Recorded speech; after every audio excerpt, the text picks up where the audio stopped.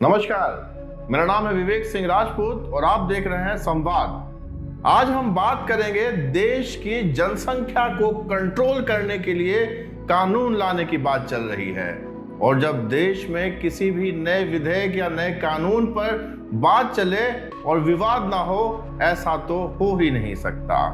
हमारे देश की जो केंद्र की राजनीति है वह दो राज्यों के इर्द गिर्द घूमती है। जी हाँ, बिहार और उत्तर प्रदेश की लोकसभा की सीटों को मिला दें तो ये राज्य देश की राजनीति की दिशा तय करते हैं, क्योंकि यहाँ जो संख्या है वह संख्या उसकी जनसंख्या के आधार पर है।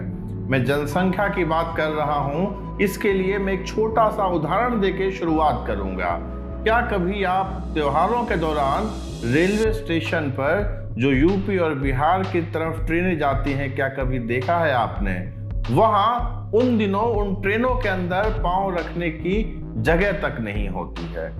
ऐसा इसलिए क्योंकि हमारे जो संसाधन है वो सीमित है, लेकिन जनसंख्या के अनुपात में उनकी जो जरूरत है वह लगातार बढ़ती जा रही है और यह एक चिंता का विषय है। यूपी के विधानसभा चुनावों में अब सिर्फ 7 महीने बचे हैं। ऐसे में राजनीति अपनी चरम सीमा पर है। विपक्ष या पक्ष जो कि सेक्युलरों की नज़र में राइट विंग और लेफ्ट विंग में बटा हुआ है। अब जब बात आती है जनसंख्या नियंत्रण के कानून की, जिसका मसौदा यूपी की योगी सरकार ने तैयार करवा लिया है और अब यह मसौदा कानून बनने की राह पर है, डगर पर है, उससे पहले यूपी की जनता की राय शुमारी ली जा रही है। यूपी की जनता की राय ली जा रही है कि इस कानून के विषय में उनका क्या मंतव्य है। ऐसा पिछली बार जब लव जिहाद का कानून बनाया गया था तब भी यूपी की जनता की राय ली गई थी और इस बार भी ऐसा ही किया जा रहा है। अब राजनीति अपनी चरम सीमा पर है और प्रदेश के नेता अपनी अपनी राजनीतिक रोटियां सेकने के लिए व्यस्त हो गई है।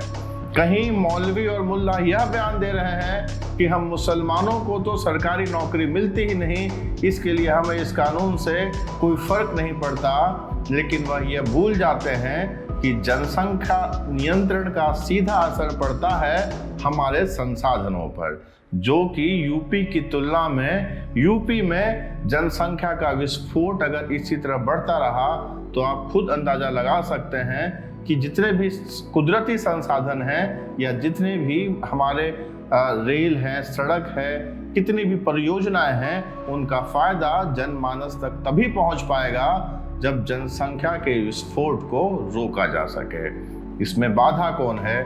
तो इसमें बाधा है हमारे राजनीतिक दल, जो किसी भी कानून को बनने या बिगड़ने से पहले इसमें धार्मिक जामा पहना देते हैं, इसे धार्मिक रूप दे देते हैं और हर कानून के बनने या बिगड़ने में वो अपनी राजनीतिक रोटियां सेकने लगते हैं।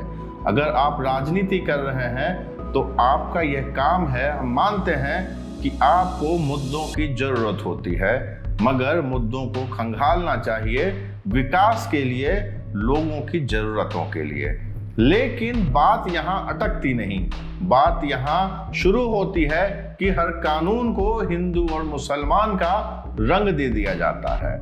लेकिन मैं आपको अगर आंकड़ों पर नजर डालें तो आपको ये बात बताऊंगा और आपको भी ये जानकर हैरत होगी कि यूपी में प्रति महिला का जो प्रजनन दर है वह 3.15 बच्चों का है। यानी एक महिला के 3.15 बच्चे हैं यूपी में, जिसमें अगर हिंदुओं की गणना की जाए तो हिंदू की महिलाओं की जो स्थिति है वह 3.6% है और वही मुसलमानों की जो प्रतिशत है वह 3.06% है।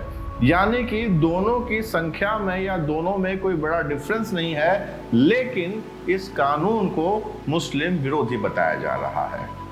इससे पहले ट्रिपल तलाक का कानून बना था, इससे पहले लव जिहाद का कानून बना, और आपने ये ध्यान दिया होगा कि सभी तरह के कानून में या सीएए या एनआरसी में भी हिंदू और मुसलमान का रंग दे दिया जाता है। और हमारे देश के राजनीतिक दल इस बात में बड़े माहिर हो चुके हैं कि अब वह रोटी और चावल को भी हिंदू या मुसलमान में बांटने में कोई कसर नहीं छोड़ेंगे।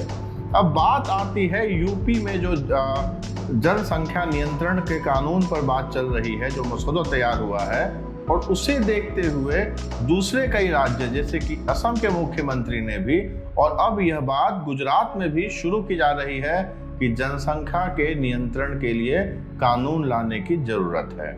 जी हाँ, यह हमारे देश में ही नहीं हो रहा, यह चीन में भी किया गया था।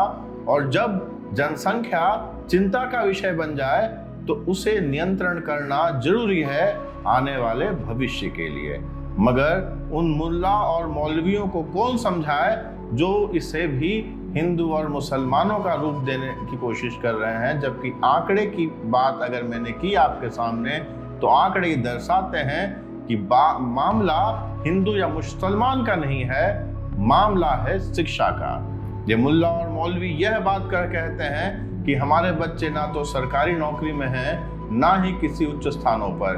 तो क्या आप नहीं चाहते कि उन बच्चों तक शिक्षा पहुंचे जो उच्च स्थानों पर पहुंच सकें, सरकारी ओहदों पर पहुंच सकें? या आप यही चाहते हैं कि वो पंचर की दुकान ही चलाते रहें, सड़क पर मजदूरी ही करते रहें और आपके लिए अशिक्षित वोट बैंक बन के रह जाए?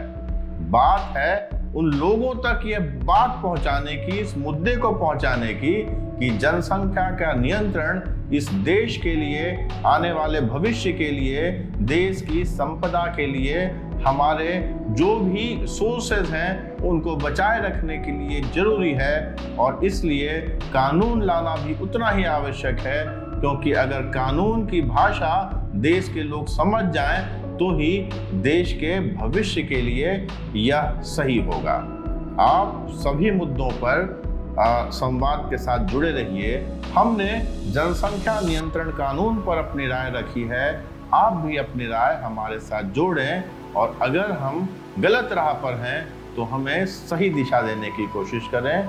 समाज के सभी मुद्दों पर संवाद चर्चा करता रहेगा, और संवाद की ये कोशिश रहेगी कि सभी मुद्दों पर एक सार्थक चर्चा हो और देश की जनता यह जान ले कि देश की जनता के लिए क्या जरूरी है, देश के भविष्य और हमारे देश के आने वाले जनरेशन के लिए क्या जरूरी है। समाज से जुड़े रहिए। नमस्कार, जय हिंद।